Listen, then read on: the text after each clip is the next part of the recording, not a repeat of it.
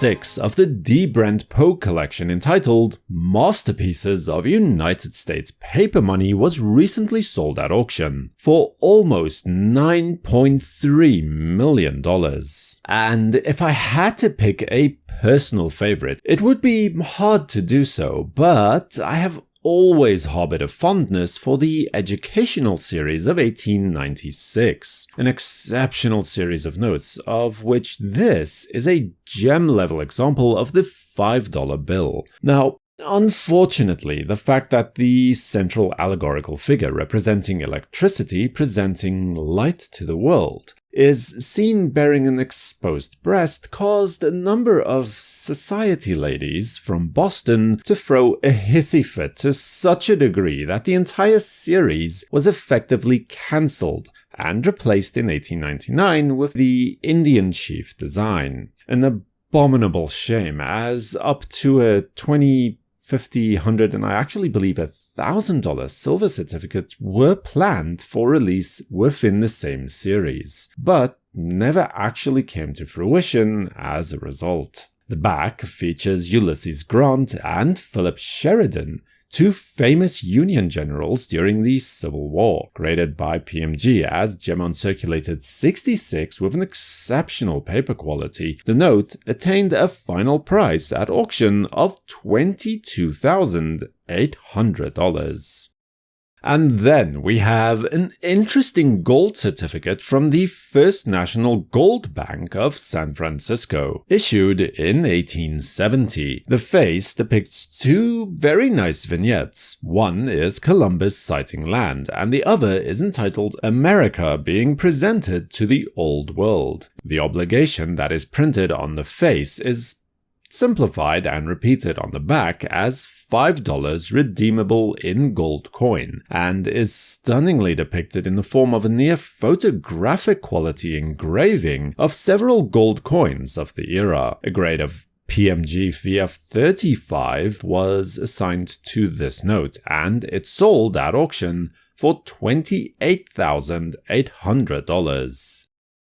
Refunding certificates are an interesting portion of the United States' monetary history. Not really a circulating currency as much as it is a governmental-backed security, where the note would accrue 4% interest annually in perpetuity, an attempt to make government securities more accessible to the everyman. But in the eyes of the government, apparently perpetuity doesn't quite seem to last 30 years, as in 1907 an act of Congress was passed halting the interest accruals at a fixed point of $21.30, after which point most people would redeem the certificates as there was little point in keeping them other than potentially collecting it. This is the finest example of this particular issue at PMG, at a level of gem uncirculated 66 with exceptional paper quality. $28,800 was the final price for this note.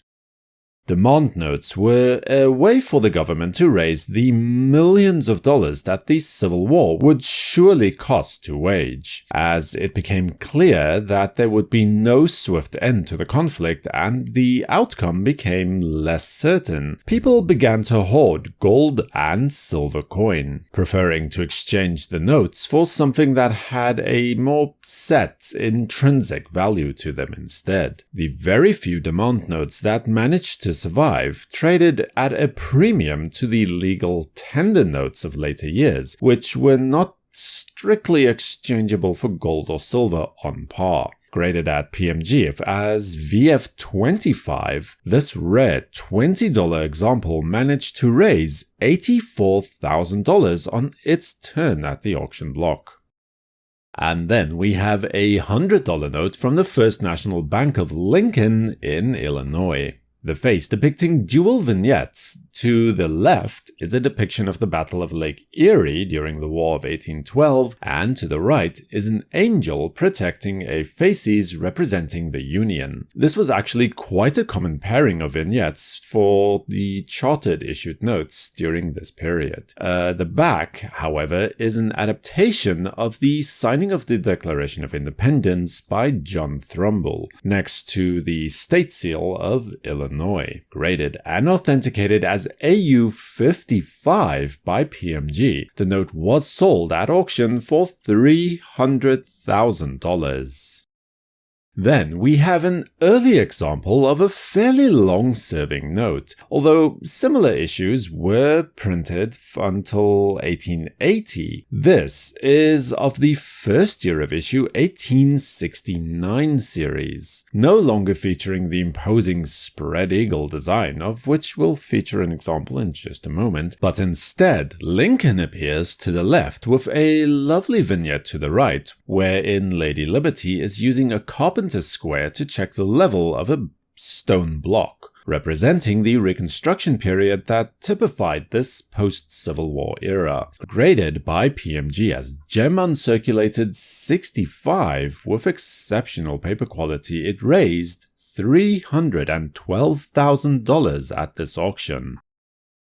Another note that would take pride of place in any collection is this 1891 $50 Treasury note, featuring a rather bold portrait of William Henry Seward, who served in Lincoln's cabinet as Secretary of State during the Civil War. Seward himself was almost assassinated on the same night as President Lincoln was by William Powell, a co-conspirator of John Wilkes Booth. But unlike Booth's attack on Lincoln, Powell's assassination attempt on Seward ultimately proved unsuccessful, a moment which was actually even immortalized in medallic form later on. Interestingly, only 22 of these notes are known to collectors today, but according to Treasury records, of the 23,500 notes which were distributed, only 25 remain outstanding, meaning that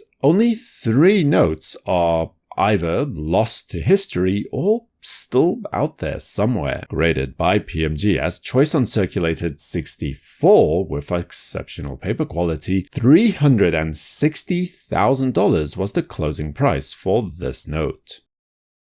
Up next is an 1890 $100 watermelon note, one of only 35 remaining examples that are known to have survived to this day, of which no less than 7 are impounded in major institutional or museum collections. The note portrays Admiral David Farragut on its face, who is famous, or somewhat infamous perhaps, for his order at the Battle of Mobile Bay during the Civil War that is today best paraphrased as "Damn the torpedoes, full speed ahead." The note does, however, derive its more colloquial name from the back, where the 2 large zeros in the 100 have an uncanny resemblance to 2 watermelons. Graded by PMG as choice uncirculated 63 with exceptional paper quality, the note sold at auction for $372,000. Now you can easily say that one of the most important banknotes in this collection is the incredible spread eagle $100 legal tender note. The majestic eagle design completely dominates the face of the note, and it lends its name to it as well. This is of the much scarcer 1863 second obligation inscription type, which is easily identified by the omission of the notes being exchangeable for a 6% 20-year bond on the back. One of the original greenback notes from which the currency still derives its nickname to this very day. The note here easily rests at the very top of the population report with a grade of gem 65 with exceptional paper quality, all of which saw it close at auction for $432,000. Let me know if you'd like to see more videos covering paper money on this channel in future or not in the comment section below. Subscribe to WNN and activate notifications with the bell icon to know when new videos are released. For the World Numismatic News, I am Numisman saying thank you for watching, stay safe, keep collecting, and have a great day.